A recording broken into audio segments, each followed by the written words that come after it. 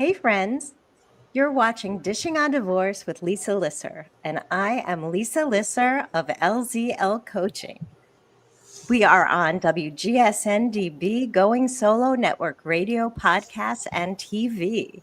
Streams on everywhere you find your podcasts. Today, we are going to talk about collaborative co-parenting. This is a tough topic, but it is so important because basically our biggest fear in divorce is how are we going to manage raising our kids? It's our fear, it's our guilt. How do we do this? And yet, our greatest value, our highest value as parents is giving our kids their strongest, best skills so that they can move forward without the pain and the stress that we feel during divorce. So I'm so pleased to invite my guest, Trina Nudson, the visionary founder of BEH2O, a collaborative co-parenting workshop that truly it grasped me in such a way that I trained and became a BEH2O certified coach. I'm so thrilled to bring her on. Welcome, Trina. Thank you so much, Lisa. Thank you for having me. It's my pleasure. I just want to bring this BEH2O workshop theory, plan, pedagogy, mindset shift to the world. And I thought the best way to do it was to bring you onto the podcast. So thank you for coming, and thank you for having the vision to create this really new yet old thing, right? It takes a village. So let's just start by having you share a little bit about yourself and what brought you to this work in the first place. Oh, wow, Lisa. Many years ago, I know that's hard to believe seeing that I look like I'm 21. I try to be funny, but I'm really not. But I was a foster care social worker, and I got extremely frustrated with that system. And I came home, and my then boyfriend, now husband, said, well, who's going to make a difference? And I said, attorneys and judges. And he said, well, then go be one of them. So I quit my job and started law school 3 months later. I did the 26-month program, and immediately after that, I started working for a firm that called themselves a child advocacy firm. And I found myself in the divorce arena thinking, oh my goodness, this is a child I need a care arena with no services in place. And then it became my mission to create those services. And that's where the Lane Project was born. The Lane Project is a social service agency that is committed to safeguarding childhoods. More recently, I founded a nonprofit called the Lane Project for Families, discovering that about 50% of the population that needs our services can't afford them. Around 2015, Lisa, the court started ordering co-parenting therapy for about almost everyone. I was a case manager and a guardian ad litem, and I was sitting there watching it fail miserably. And I knew that there had to be a better way. I started an 8-week curriculum in 2015. Families began to be ordered into it, and court-ordered families said, we need more. After 8 weeks, they said they needed more. And so in 2020, the world paused, and I took advantage of that pause, and I created BEH2O, which is a 16-week co-parenting curriculum. And we've run it here in Kansas, in Johnson County, Kansas, for the last 5 years, and saw a huge transformation in families. And I realized it was a gift that I needed to share with the world. And so in October of this year, I had my first BEH2O certified coaching cohort, and lo and behold, the universe brought me to you, Lisa. That was a wonderful gift from the universe and a gift from you. So that was also a mouthful. So I want to sort of break down a little bit of what you just shared with us so that my audience can really get to know you and who you are, because part of what makes BEH2O so deeply powerful is your commitment and your vision and your deep, deep knowledge of this work. So you started out as a social worker. So you have an advanced degree in social work. And what you saw was that system was broken. And so rather than just twiddling your thumbs and saying, oh no, the system is broken, you took another step and you tried to fix it. What could I do, Trina, to fix this brokenness? I'll go work in a different system. And so you trained to be a lawyer. And that's not easy. You said in 3 months later, I was in law school. Okay, I don't know if you recognize how crazy ridiculous that sounds to someone who went to law school. And I decided in 3 weeks I was going to take the LSATs, but it still took me, it wasn't until 8 months later that I went to law school. So the whole idea that you went to law school after deciding it in 3 months is mind blowing to me. So wow, I'll just start with that. Okay, wow. And so then you went to law school, and then you found yourself in a child advocacy firm, which again is not the typical track, but it went toward your vision. So again, you're living your life purpose, which, as we discuss in our training, is your why. What is your purpose, right? Your why. Simon Sinek wrote about it now, about finding your why, but you were living your why back in the early 2000s, right? Back in the late 1990s, you're living your why. And okay, so you're only 21, but still, you were living your why. And you are doing child advocacy, but again, you're seeing that there's something that doesn't work here. It's not. We're still dealing with the fighting parent, so something's not working here. And so then you get into the guardian ad litem work, which is now you're representing the child in these fights. And again, it's still, things are not fitting. So you create something to help things fit better. So you create, now I'm jumping ahead a decade. You create a curriculum that's 8 weeks because you figure, okay, all you can get them together is 8 weeks. And it's working, but they say they need more. So now you're how did I even get them to show up for 8 weeks? How am I going to get them to show up for more? Because we all know, everyone who's watching and listening to this podcast, how do we get fighting co-parents even in a room together for a second, let alone 8 weeks of workshop? Now they want more. I'm kind of speechless. And all of us training coaches were like, how do we get them in the room together? Now the program is 16 weeks and people are coming. Okay, so talk about how they first start coming, and now talk about the journey today. So please share with the audience. So how did your first cohort show up, and how many people showed up? So I want to go back a little bit about me opening the Lane Project and my law firm, which is called My Child Advocate, in 2008. Lisa, they didn't teach me how to run a business in the School of Social Welfare, and they didn't teach me it in law school. And so I went to school of hard knocks, literally, and went along to get along from about 2008 to 2015. When my husband suggested that I get a business coach through Johnson County. It's Johnson County Community College. It's a small business district type program there. And I was first introduced to Simon Sinek in 2015. And he has he talks about the golden circle. And it was a leadership workshop, and it was talking about how we need to start with our why rather than our how and our what. And as I went through that workshop that was intended to teach me how to run a business, which it helped me to do, all I could hear in my brain is, if I could get parents to do this, if I could get parents to understand their why. And then, Lisa, I just started soaking up business literature. And everything that I read appeared to resonate with co-parenting. And so I began to work in that through my curriculum. And so what happened was this.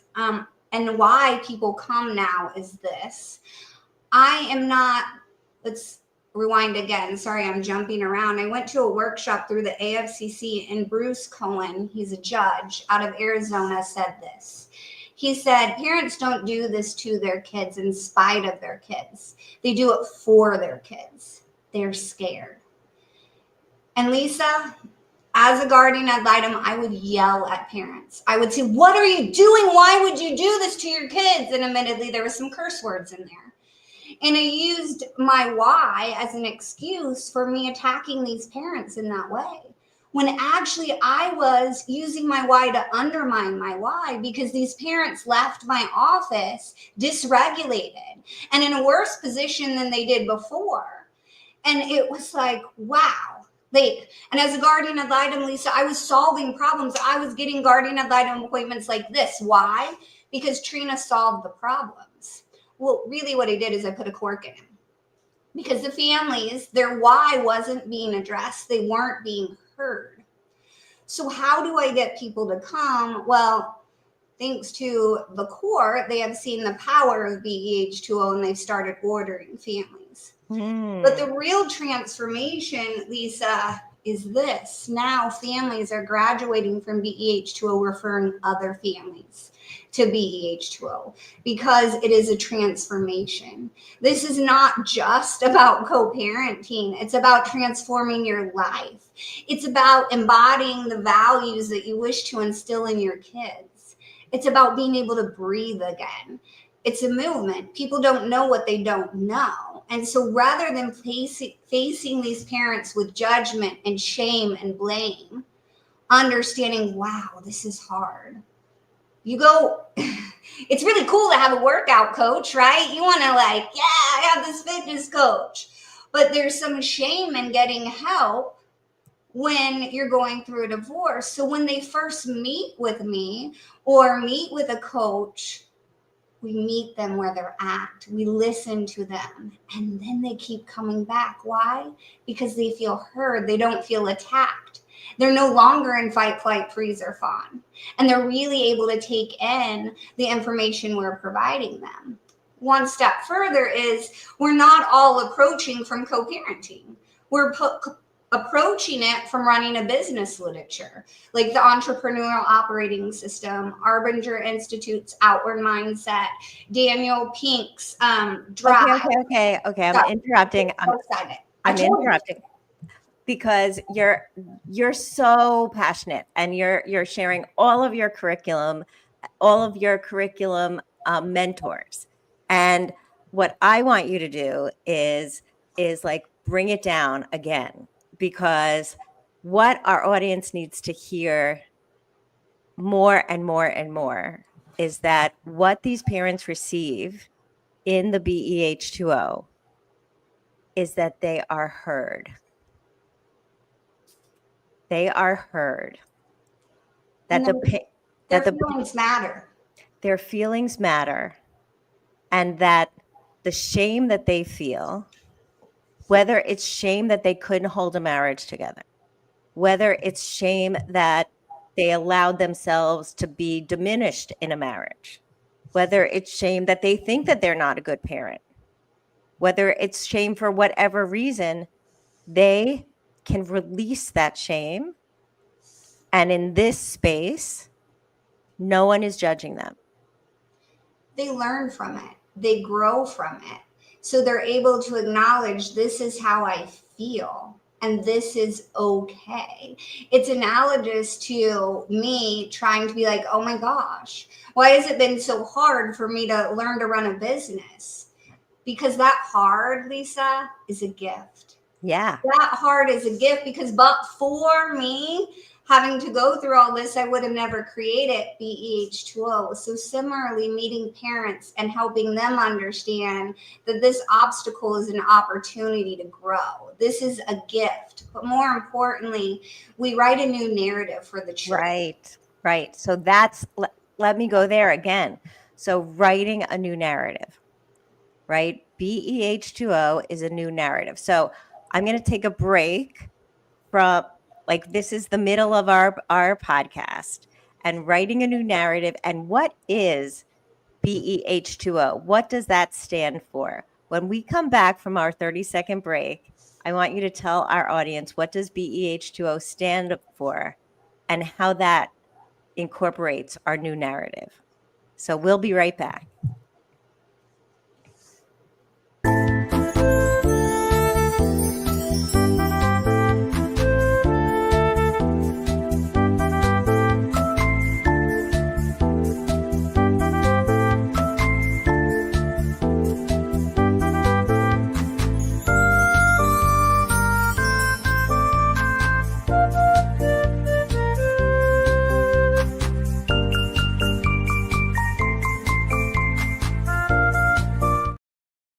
And we're back with Trina Nudson, the visionary founder of BEH2O. So, with that, Trina, we're going to talk about rewriting our narratives.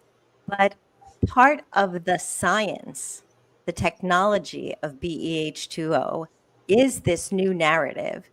And it comes from the name BEH2O. What does BEH2O stand for? Well, BE stands for beryllium, Lisa. It is a very strong and flexible metal. And a lot of parents are like, what do you want me to do? Be a doormat, Trina? No. I do not want your fear to undermine your values. I want you to embody the values you wish to instill in your children. And unfortunately, when we're in fight, flight, or freeze, sometimes we fail to do that. So BE is a strong but flexible metal. That's beryllium. H2O is water. It stands for adaptability, right? I'm not going to be able to fix everything. I always tell my co-parents, I don't have any magic fairy dust. Like, I don't. I'm not going to lie to you. Your co-parent will fall down. You have the option. You can reach your hand down and pull them back up, or you can roll on the ground with them. That's your choice. So sometimes we have to adapt. And when we adapt, that doesn't mean we're being a doormat.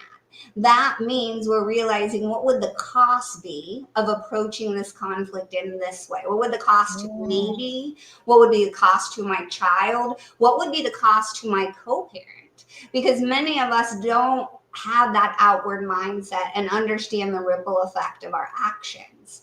So then the concept, put it all together, BEH2O is the be water strategy. We can be gasoline and come to conflict as gasoline, and then there's going to be a whole heck of a lot of collateral damage. Unfortunately, that damage is going to be our children. Or we can have the awareness to come to conflict as water. What's very frustrating or disappointing sometimes is parents get caught up and they don't want their parent to control them. But what they don't realize is they are being controlled by their co-parent when they undermine their own values, when they approach a disagreement with them. Yeah, and they're being controlled by the narrative that I don't want my co-parent to control me.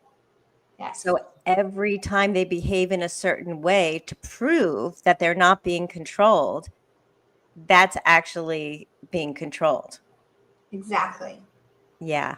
And a lot of co-parenting curriculums or programs, they start with the behavior. So they explain to co-parents what they should and should not do, but they miss the point. When parents are in fight, flight, freeze, or fawn, they have no capacity for rational thought. So they're not able to transform their behaviors. And many co-parents, it's absolutely unrealistic to have them think positively about their co-parent.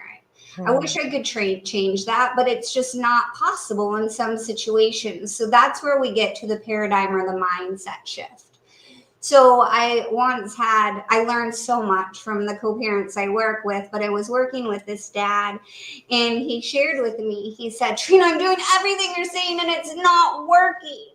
And I was like, well, what are you telling yourself when your co-parent triggers you? Well, I'm telling myself she might have good intentions. And I was like, well, do you believe she has good intentions? And he was like, no. And I was like, well, that's why it's not working. Like, what could you tell yourself in that moment? And he said, well, and he thought about it because we have one-on-ones as part of our program as well. And this was a one-on-one with him. And he decided that he was going to tell himself, this is an opportunity to return my focus to my son. So every time he became triggered, he told himself that. It's going to bring chills to my spine because then in one of our joint meetings, I think it was joint meeting 6, Mom looked at him and she said, I want to share something with you. I was driving yesterday and our son said, I really love having 2 homes. And this was something that this mom in particular, I never thought I would hear from her mouth. And eventually, you know what? That dad at the end of the program could believe that that mom had good intentions, but he wasn't able to do that at week 6. And it is a process. It is a journey. And I work with these co-parents and the coaches work with these co-parents for 16 weeks. And we don't really see a shift until week 6 to 10. But we're honest with our clients and say, look, don't get mad at me when you don't see a change, right? Do you go to the gym and work out for a day and be like, darn, I'm not fit? We're building new neural pathways in our brain. They used to say that you can't teach an old dog new tricks, but that's not true. We're always building new neural pathways through neuroplasticity. So we tell them that science. We assure them that it's a process. We don't have them believe that we're going to fix it, that we have magic fairy dust. It's mastery. We will fall down, and next time we'll learn how to get up more quickly. I actually celebrate when they fall down during the 16 weeks. What? You celebrate when there's conflict in a session? I do, because it's an opportunity to show them that they can get back up again. Right. Well, that's also part of the process. So I'm going to share a story with you. So I learned how to ice skate when I was a little kid. And I used to pride myself on not falling down. But I was a very tentative skater. I skated very slowly. I skated very carefully. And I didn't fall down. But because I skated very slowly and very carefully, I never learned tricks. I couldn't really skate backwards. And I couldn't ever do crossovers. And when I started learning to do crossovers, I fell down and I would get embarrassed. But then I learned how to do crossovers and skating became more fun because once I learned to take the risk that I might fall down, I was able to take more risks. And that taught me that sometimes the risk is worth it. And in the program, Lisa, they experience that. So it's really neat because they start to learn these skills. And so and I encourage them, we encourage them to experiment with them in real life. And they start to see them work at work. And they're like, maybe I will try this in my co-parenting relationship, right? Because it worked with my colleague. I'll just give it a try. Right? And I don't ever ask them to trust me. Why the heck would they trust me? They don't know who the heck I am. But I ask them to lean in and be curious to the process. Just be curious to the process. That's all that I ask. But in the journals, as they start to lean in, they start talking about their fear. Like, I'm opening up, I'm trusting the process, but I'm scared. I'm scared it's going to come back and bite me. And we write back in their journals. So I'm like, but what is the cost of not leaning in, right? Yeah. Your children deserve better than the past. Are we going to keep looking in the rearview mirror, or are we going to give them better? Right. But that's taking the risk of doing something different. Right? Like we know that our comfort zones are places that are familiar, not places that are comfortable. Right? The word comfort zone is like a misnomer because we stay in places of real discomfort just because we know what that feels like.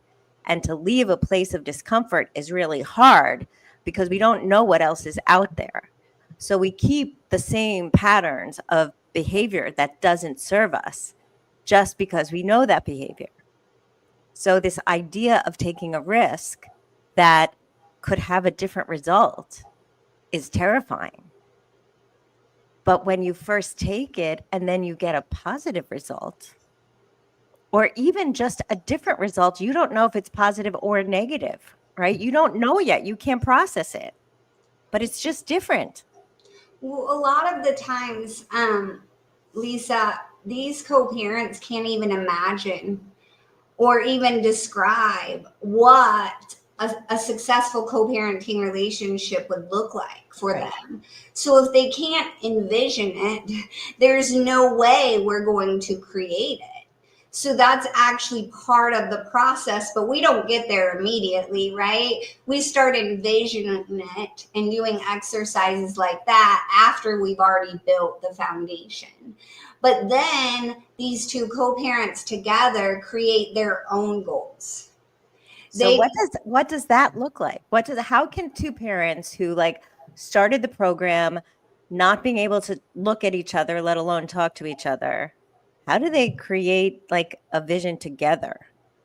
Well, we don't do that until week 9 or 10, Lisa, because it is a huge process, right? If I tried to do that at week 1, we would get a whole heck of a lot of nowhere. But we start to learn, and it's a building process, right? So we step in the shoes of the kids, and we start to delve into how it feels to be in their shoes. We start to view one another as a human, not as an obstacle, and understanding how our actions or inactions may actually serve to undermine our co-parent in being the best mom or dad feasibly possible. And then we successfully work through a negotiation from the why, which is one of our strategies. Okay, now fast forward, we're on week 10. We are now at a place, what do we want for our kids? What do we want to create for them? Many of them, a goal that they will create is to model for our children how to constructively resolve conflict. Right? That's a goal, because now they have learned to constructively resolve conflict.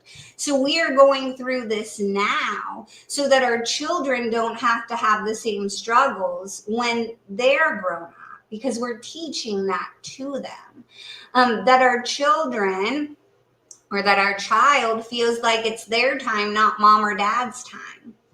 These are things that we inspire them, guide them into creating themselves because they're theirs. Where, all due respect to the court system, a man or a woman or a guardian ad litem or whatever, a man or a woman in a black robe or a guardian ad litem, which I was in that role, telling parents what they should do rather than helping the parents decide what is best for their kids, because my family values are going to be different than your family values, and it's going to be different than someone else's family values. So there's no cookie cutter answer, right? So they're able to lean in a little more that way. Wow. Yeah, that's pretty amazing because, you know, ostensibly viewing the system and the court system as in the best interest of society, right? To create rules for families so that families are better off. Looks at families as almost obstacles to society. So real families that have uniqueness and are different, each and every family are viewed as units that are the same. And but that's not what real families are. So there's guideline parenting time. Well, this is what the guidelines say. Well, is that what meets both of your whys? Right? Let's look at what you're trying to achieve and how, rather than being stuck in the what, right? How can we best achieve your why? And in our week 14, we actually outline boundaries. And why we do that in week 14 is because oftentimes we create boundaries out of fear. Yeah. And our boundaries aren't ultimately supporting our why. So we only create 3 to 5 boundaries usually. It's because we're not going to solve all the world's problems, right? But if we could take out those primary sources of contention, they're going to be better equipped. Right. To be able to manage conflict when it occurs. So tell my audience a little bit more about how boundaries might not always support your why. So I'm trying to think of an example, but ultimately, if we're going to, okay, let's use this example. We're going to have this boundary that we're always going to have birthday parties together because that's what's best for our kids. So everyone told us that that's what's best for our kids. So we're always going to have birthday parties together. Well, why do you want to have a birthday party together? Because we want it to be a memorable, enjoyable experience for our kids. Okay. How do you feel when you're at that birthday party? Well, I'm anxious. I can't even be present. How available are you for your child? Well, I'm not. Okay. So we're ultimately undermining our why. So we created the boundary out of fear. We don't want our children to miss out on that joint birthday party, right? But ultimately, having a joint birthday party is not achieving our why because everyone is absolutely uncomfortable. Right. If that makes sense. And every co-parenting commitment, so I usually have anywhere from 5 co-parenting pairs to 8 co-parenting pairs in my classes. So in our final class, we share our commitments outwardly. And why we do that is there's multiple reasons, but you sharing it socially provides the likelihood that you're going to follow it more. But also we do it so that each co-parent can hear the other co-parenting pairs co-parenting commitment so they can realize that everyone's different and we're not going to shame, judge, or compare our relationship to another co-parenting relationship because what we created is what helps achieve our goals that we find is most important.